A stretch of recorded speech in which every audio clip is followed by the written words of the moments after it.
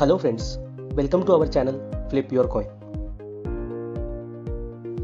हमारे पिछले वीडियो में हमने देखा है कि आप अपनी इन्वेस्टमेंट को कैसे डिस्ट्रीब्यूट कर सकते हैं। इस वीडियो में हम एसेट्स और लायबिलिटीज क्या है ये देखेंगे, तो इस वीडियो को एंड तक जरूर देखें ताकि आप कुछ भी मिस ना करें।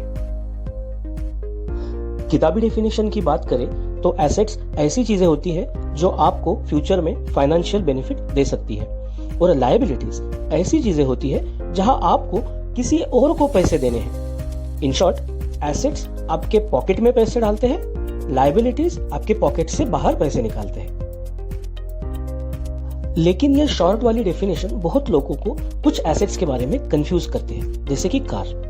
बहुत लोगों का मानना है कि कार एक लायबिलिटी है, लेकिन एक्चुअल में कार एक डिप्रिशिएटिंग एसेट है। कैसे जानने के लिए वीडियो एंड तक जरूर देखिए।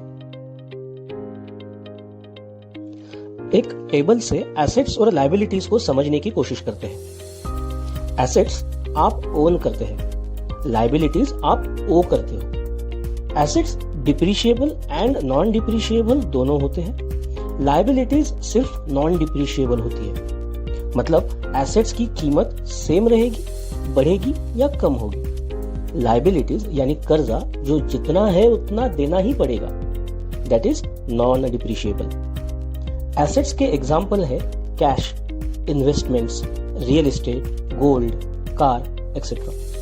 लायबिलिटीज के एग्जाम्पल्स है लोन्स, कोई भी loan, home loan, car loan, credit card bills, उधार लिए हुए पैसे, टैक्सेस एक्सेट्रा।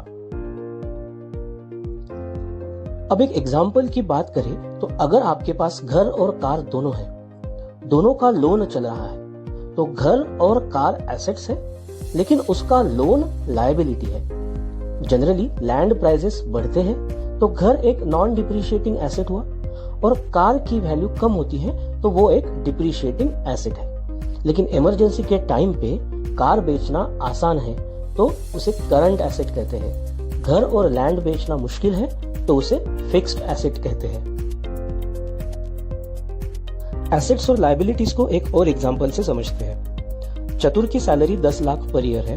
उसने एक 30 लाख की लैंड खरीदी है जिसके लिए 15 लाख का लोन लिया था। उसकी एक इंश्योरेंस पॉलिसी भी है जो 15 साल बाद उसे 20 लाख देगी। उसका प्रीमियम है 5,000 पर मंथ। उसने 3 साल पहले एक 9 लाख की कार भी खरीदी है जिसके लिए 4 लाख का लोन लिया था। शेयर मार्केट में 2 लाख इन्वेस्ट किए हैं, लेकिन मार्केट गिरने की वजह से उसके शेयर्स की आज वैल्यू 1.6 लाख है। उसे अपने घर का प्रॉपर्टी टैक्स भी देना होता है, और हर महीने के खर्चों के बाद उसका क्रेडिट कार्ड का बिल भी होता है। उसके सेविंग्स अकाउंट में 1 लाख की कैश भी है। तो अब आप कहोगे कि एसेट्स और लायबिलिटीज समझने के बाद हमें क्या फायदा होने वाला है।